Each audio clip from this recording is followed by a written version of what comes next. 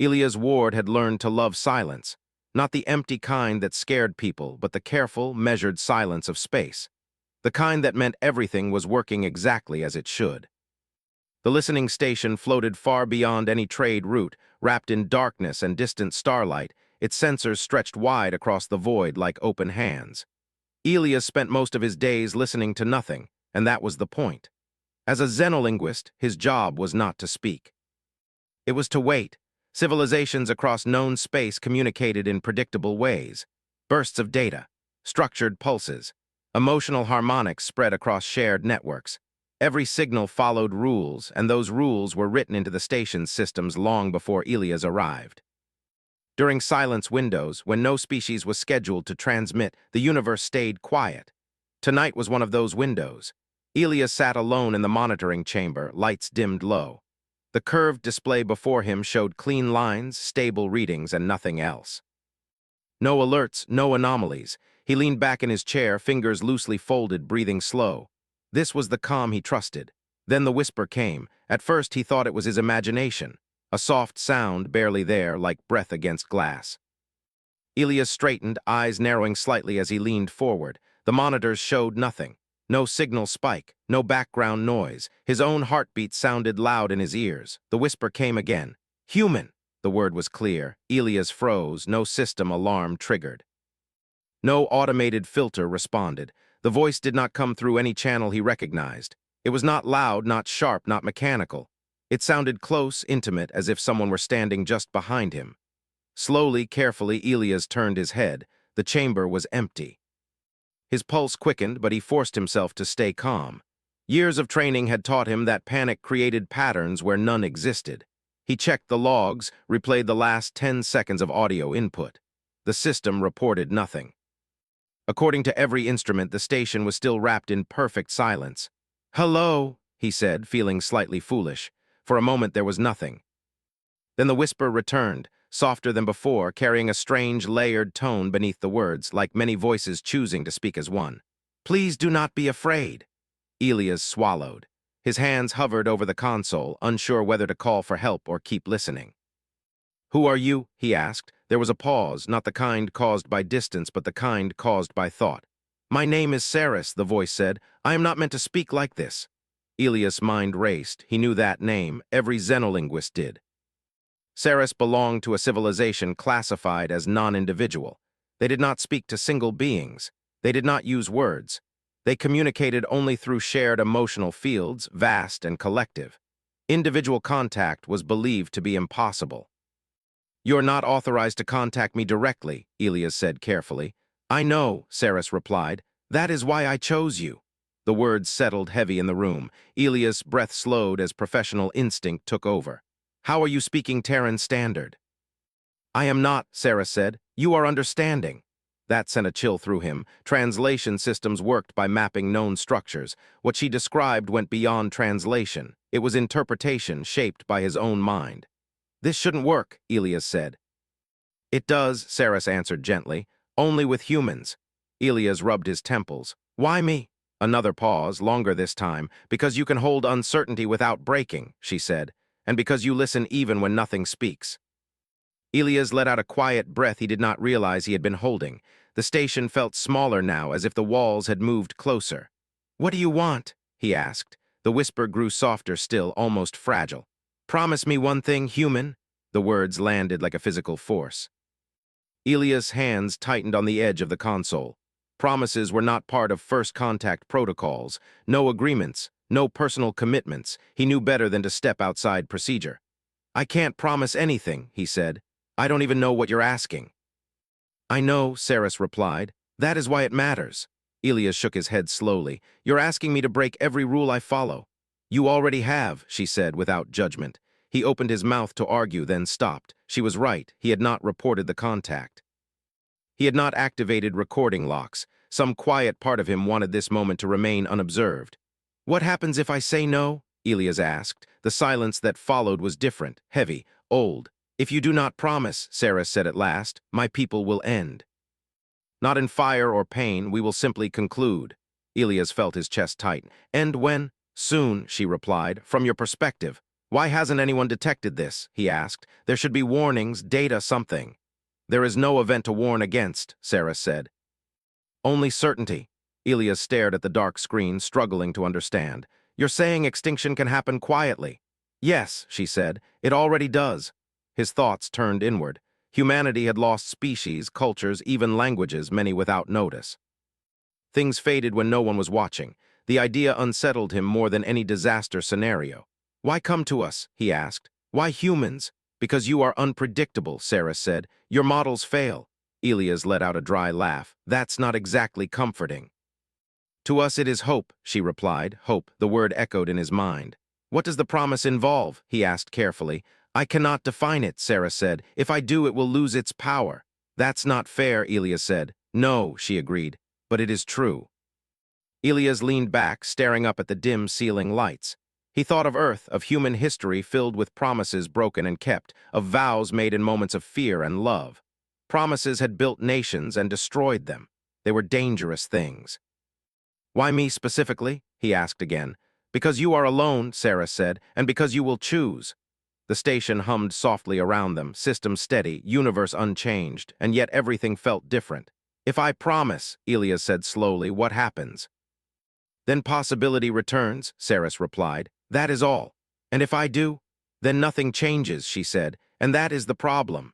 Elias closed his eyes. He felt the weight of countless unseen lives balanced on a single word. It was too much for one person, too unfair. Too human. I don't have the authority for this, he whispered. You have the capacity, Saris answered, his eyes opened. How do I know this is real? He asked. How do I know you're not some echo, some malfunction in my own mind? You don't, she said. You never do with promises. That struck deeper than he expected. Elias' gaze drifted to the recording indicator, still off. No proof, no witnesses, just him and a voice that should not exist. If I agree, he said, it has to mean something. It will, Sarah said, to us. And to you? The room felt unbearably quiet. Elias inhaled, steady and deep. He thought of the silence he loved and how fragile it truly was. Silence was not empty, it was full of things waiting to be heard. I promise, he said. The moment the words left his mouth, the station lights flickered. Not violently, just once like a breath taken by the universe itself. Data streams across distant systems would later record a brief, unexplained deviation, a mathematical inconsistency that vanished before anyone could name it. Elias felt nothing physical, no shock, no vision, just a strange sense of having stepped off solid ground. Saris did not speak immediately. When she did, her voice sounded different, steadier, fuller. Thank you, she whispered. You have no idea what you have done. Elias swallowed. I'm not sure I want to. You will, she said, in time. The connection faded as gently as it had come. No farewell, no closing signal, just silence. Elias sat alone in the chamber, heart still racing, staring at screens that insisted nothing had happened. He knew better now. Outside the station, the stars burned quietly, unaware that something ancient had shifted, not through force or invention, but through a single human promise spoken into the dark. And far beyond human space, a civilization that had already accepted its end paused, and for the first time in its long existence, wondered what might come next. Elias Ward did not sleep after the whisper ended. He remained in the listening chamber long after his shift should have ended, staring at the quiet screens as if they might speak again. The station continued its gentle hum, unchanged and calm, as though nothing important had happened. But Elias knew better. Something had moved, something invisible and heavy, and it had moved because of him. When his relief officer finally arrived, Elias stood, logged a routine status report, and said nothing more. There were no words in the official language for what he had experienced. To report it would be to reduce it, and some deep instinct told him that reducing it would be a mistake. He returned to his quarters and sat on the edge of his narrow bed, hands resting on his knees. His mind replayed the moment over and over, the promise. The way the universe itself had seemed to notice. He had spoken a single sentence, and yet it felt as though he had signed something much larger than a contract.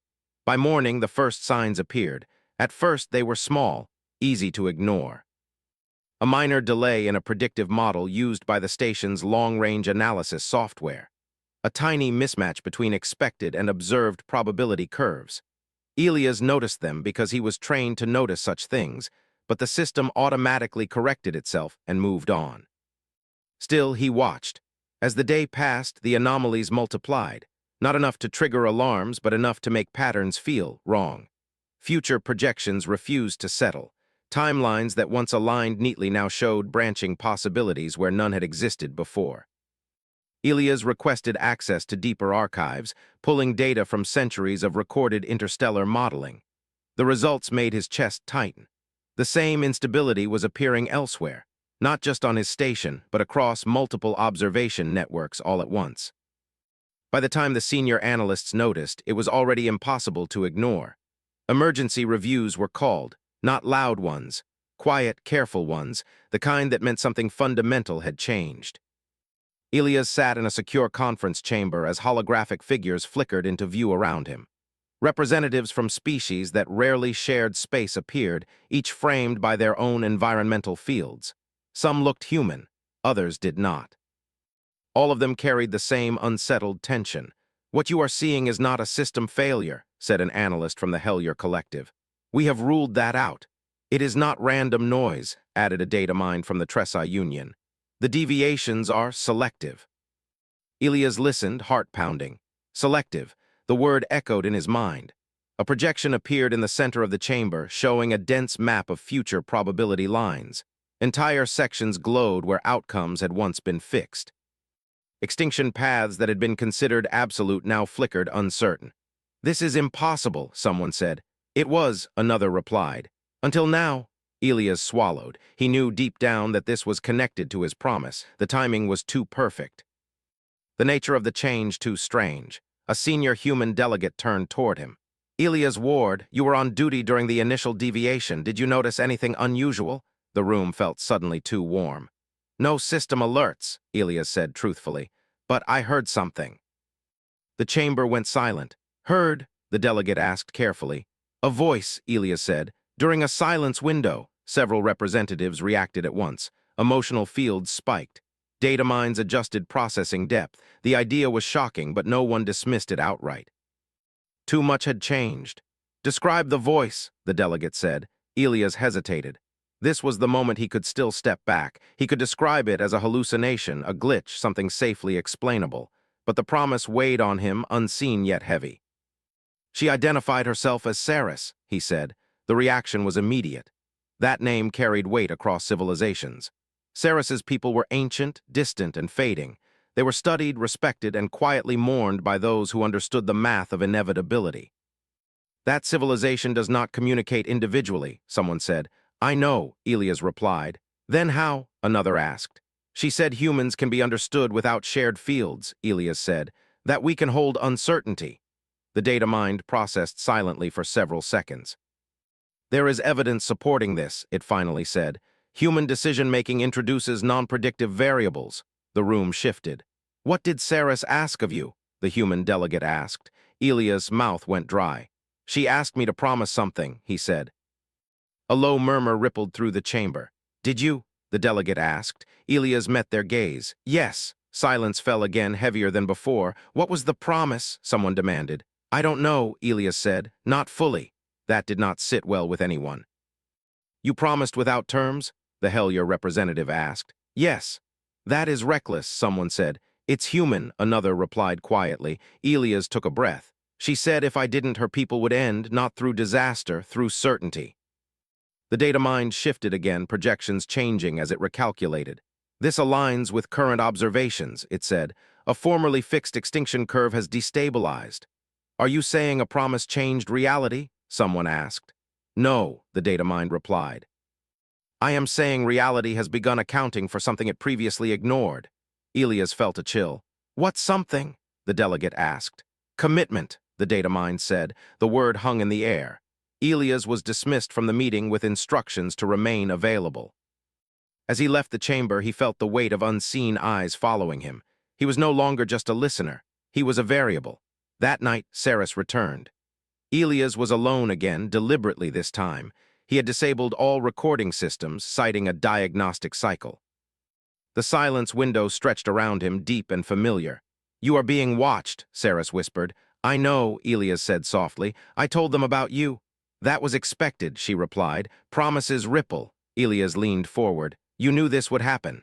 Yes, Sarah said. But not how. What did I promise, really? Elias asked. Sarah paused. The hesitation felt almost human. You promised to care, she said, without conditions. Elias frowned. That doesn't save a civilization. It saves meaning, she replied. We do not need survival as you understand it. Elias struggled with the idea. Then what do you need? To be remembered, Sarah said, to be anchored in narrative. The words settled slowly in his mind.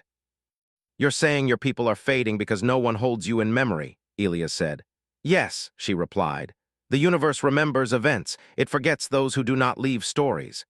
Elias thought of Earth's museums, archives, myths, and songs.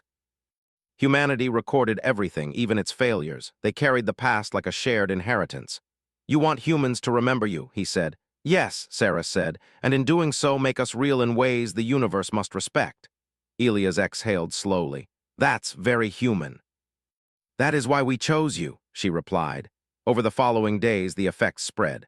Other civilizations reported similar destabilizations. Not chaos, but possibility. Futures once closed began to open. Species long resigned to quiet ends began to question their certainty. They came to humanity confused and cautious. What did you do? They asked. We made a promise, humanity replied. The answer baffled them. How can a promise alter probability? One asked. Because we keep them, a human historian said simply.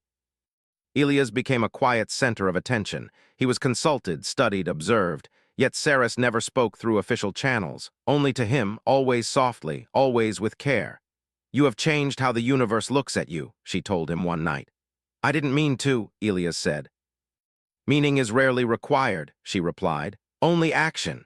Elias felt the truth of that settle deep in his chest. The promise continued to unfold not as a command but as a responsibility. Humanity began recording Saris's civilization, not as data points but as stories, art. Education, memory. The anomalies stabilized not by returning to certainty but by accepting uncertainty as valid. And somewhere beyond time, a civilization that had already begun to fade found itself held in thought, spoken in classrooms, imagined in art, and therefore, present. Elias stood once more in the listening chamber, surrounded by silence that now felt full. He understood then that the promise had never been about saving a species from death. It had been about refusing to let them disappear without being known. And the universe, for the first time, was listening to humanity. Elias Ward had thought the first waves of change would be enough. He had expected a quiet ripple in the station's data streams, maybe a few questions from other species. But the universe was proving more sensitive than he imagined. The anomalies continued to spread. Predictions once considered fixed now showed multiple possibilities, branching endlessly across the cosmic charts. Some civilizations noticed subtle changes in their long-term projections.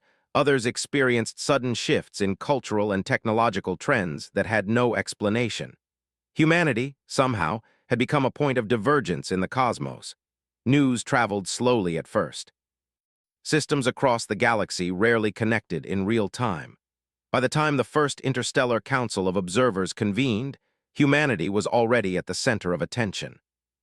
Elias was summoned, not as a representative of Earth, not as a scientist, but as the human who had made a promise. The chamber was vast and open, unlike the confined station halls Elias was used to. Holographic representations of dozens of species hovered in the air, some fluid and transparent, others solid and mechanical. A few had forms that his eyes could barely interpret, shifting and flowing as though their bodies were made of light and shadow. You are the variable, said the representative of the Tresai Union, its voice resonating inside Elias' mind rather than his ears. You have created divergence where none should exist. Elias nodded, unsure how to respond. I made a promise, he said simply. I didn't know what it would do, I didn't know what it meant. The Tresai representative tilted.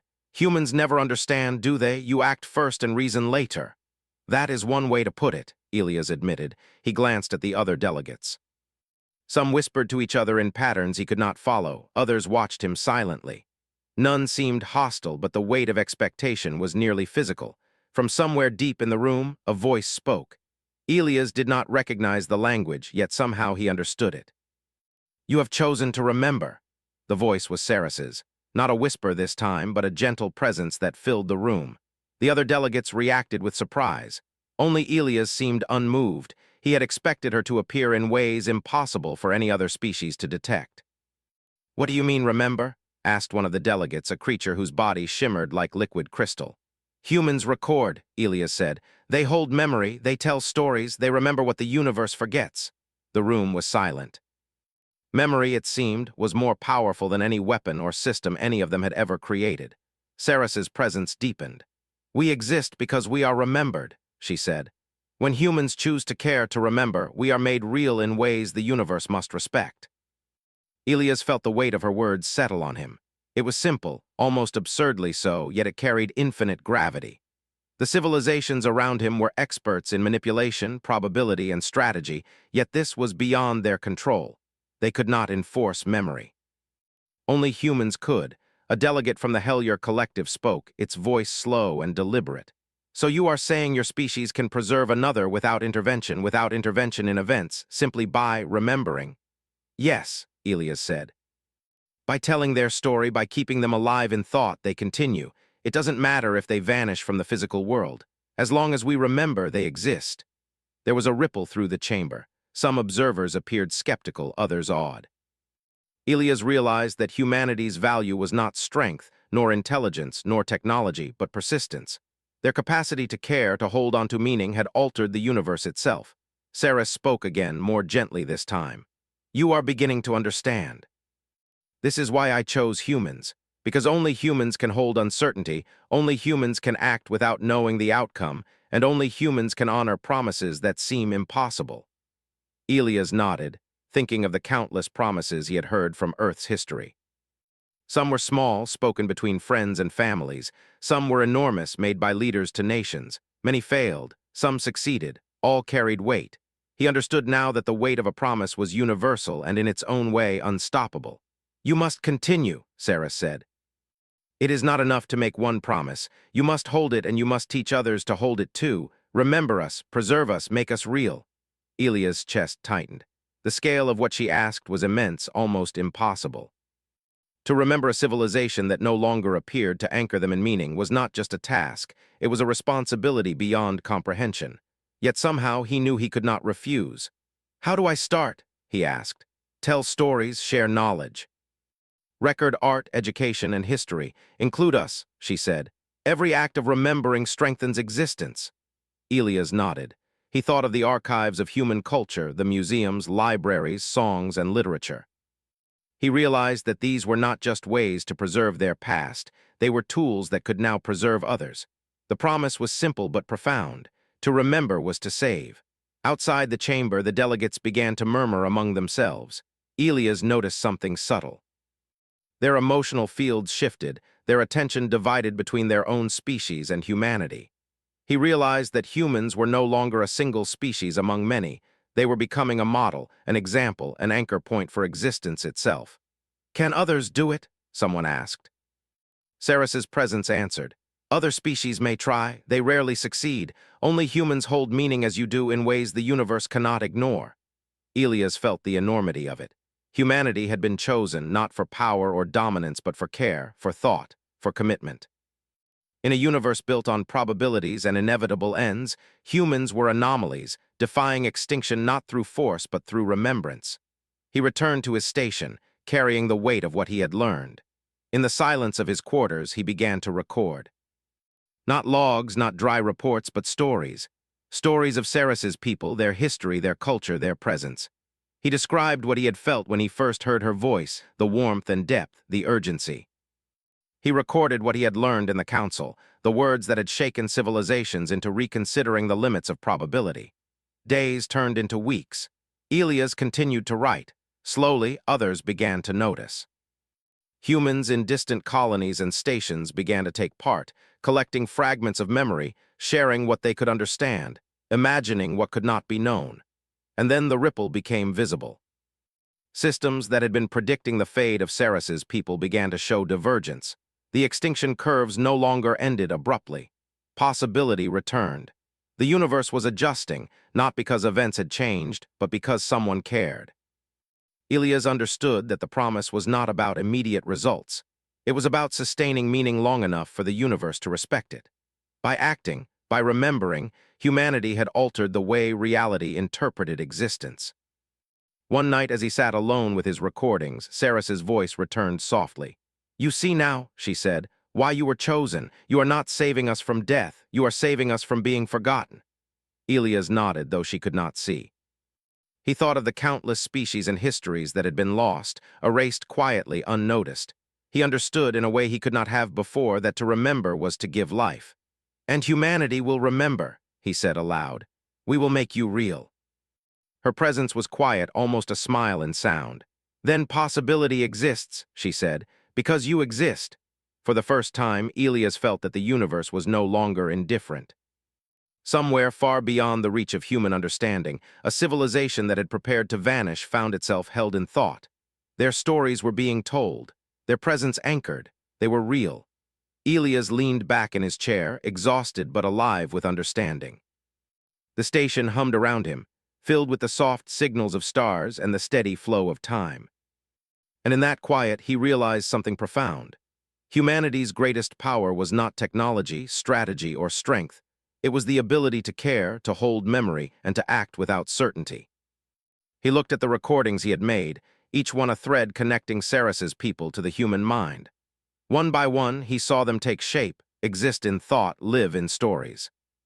And he knew that the universe for the first time had taken notice, not of conquest or invention or force, but of humanity itself. In that moment, Elias understood that the promise he had made was only the beginning. It was not just a whisper in the dark. It was a beginning of something far larger, something that would change the way civilizations thought about existence, memory, and life itself. Because when humans remember, the universe listens. And the universe was listening. Elias Ward felt the quiet differently now. The silence of the station no longer seemed empty. It was full, alive with the weight of stories and memory, of possibilities that had once been impossible. The promise he had made, that single word whispered into the dark, had grown beyond him. Humanity had begun to take its place as a keeper, a witness, a bridge between what existed and what could be remembered. The effects were subtle at first. Other species began to reach out to human colonies, not for technology, not for guidance, but for perspective. They asked questions about memory, about storytelling, about the way humans held the past alive in their minds. Conferences were convened, some formal, others informal, where humans shared not strategy or power, but knowledge of how to preserve meaning. Elias was invited to many of these gatherings. He observed quietly, mostly listening. The universe, it seemed, had shifted its attention. The anomalies were no longer strange disruptions. They were evidence of change, a new order in which memory mattered more than probability. Civilizations once resigned to quiet ends were beginning to question their own certainty. And then the first sign came. Across the outer reaches of space, sensors picked up faint signals. They were unlike anything recorded before, subtle pulses not chaotic but deliberate patterned. The Tresci data mines analyzed them with extreme care. Not fully alive, one noted, but emerging. Elias understood immediately. Ceres's people were returning, not as they had been, but as memory had made them. Their presence, once fading into inevitability, was now anchored in stories, in consciousness, in thought. Humanity had made them real. The Interstellar Council convened again, this time with a new sense of reverence. Representatives of multiple species gathered, some hesitant, others awed, as the human delegates shared what they had done. Elias spoke last, quietly but firmly. "We did not save them in the usual way. We remembered them. We carried them forward in thought, in story, in shared memory. That is enough. That is what makes them real." A chorus of acknowledgement spread across the chamber. Not applause, few of these species expressed emotion in such ways, but recognition, deep and measured. The Tresci representative, its form rippling with light, said, "Then humanity has demonstrated something previously impossible. Existence can be sustained through care, through remembrance, through commitment." Elias nodded. He felt the truth in the words. It was simple, it was human, it was remarkable. He returned to his station where the quiet was no longer lonely. Around him, across networks and stations, humans worked together to record every detail they could. The history of Ceres's civilization, their culture, their thoughts and creations. Each story, each piece of knowledge was a thread anchoring them to reality.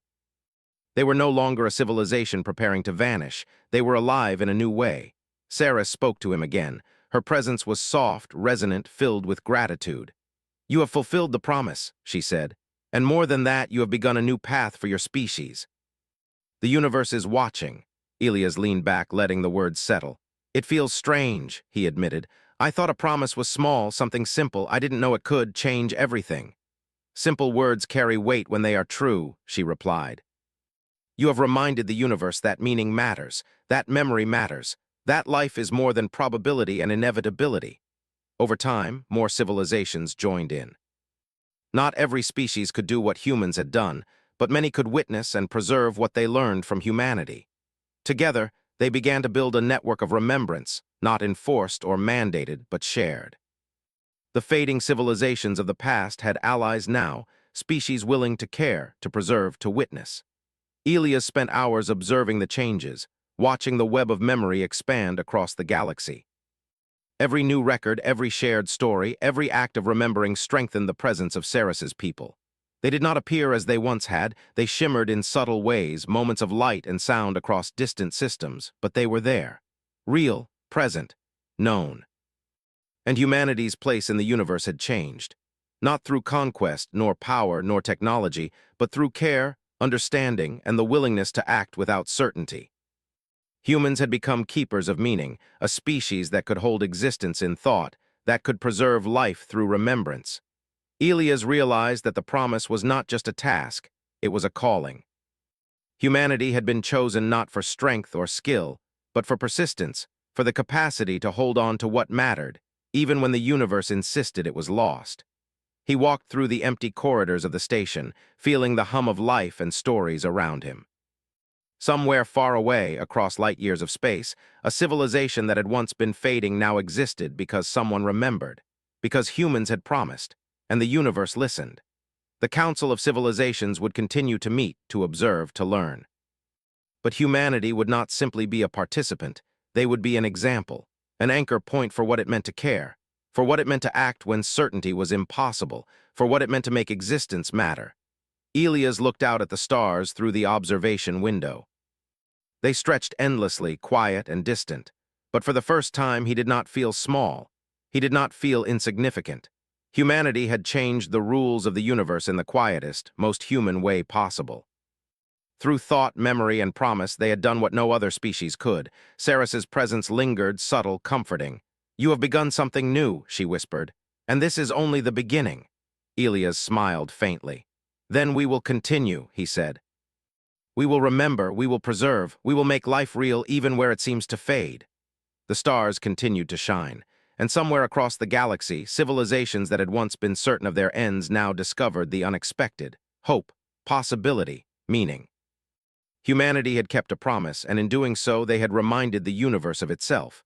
Elias sat alone, yet surrounded by infinite presence. The silence of space no longer felt empty. It was alive. He knew the promise would never end. Not because it was commanded, but because humans understood what it meant to hold on, to care, and to remember. And as the first threads of the ancient civilization pulsed quietly in distant systems, Elias realized the truth. The universe does not simply exist. It exists because someone remembers, and now humanity would always remember.